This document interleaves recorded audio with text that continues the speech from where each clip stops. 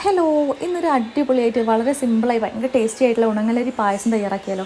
അതിനായിട്ട് 1 കപ്പ് ഉണങ്ങലരി എടുത്തിട്ടുണ്ട്. അത് നന്നായിട്ട് കഴുകി വൃത്തിയാക്കി അല്പം വെള്ളം വെച്ചിട്ട് 2 വിസിലിൽ കുക്കറിൽ വേവിച്ചെടുക്കുക കേട്ടോ. ഞാനിവിടെ 1.5 ലിറ്റർ പാലെടുത്തിട്ടുണ്ട്. അത് നന്നായിട്ട് തിളപ്പിക്കാൻ വേണ്ടി വെക്കാം. അതിലേക്ക് ആവശ്യത്തിന് പഞ്ചസാര കൂടി ചേർക്കുക കേട്ടോ. ഉണങ്ങലരി ഒരു 3/4 വേയോ ആയിട്ടുണ്ട്. 2 വിസിലാട്ടോ എടുത്തിട്ടുള്ളത്.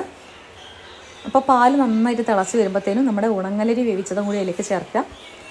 അതിലേക്ക് ഞാൻ ഏലക്കായ തോടോടുകൂടി ചതച്ചത് അതിലേക്ക് ചേർത്ത് കൊടുക്കുന്നുണ്ട്. ശരിക്കും ഉണങ്ങലരി നന്നായിട്ട് വെന്തലിഞ്ഞിട്ടുണ്ടെങ്കിൽ പാലിൻ്റെ ആ ഒരു മുകളിൽ നിൽക്കും.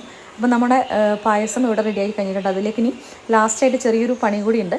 മിൽമയുടെ നെയ്യ് എടുത്തിട്ടുണ്ട്.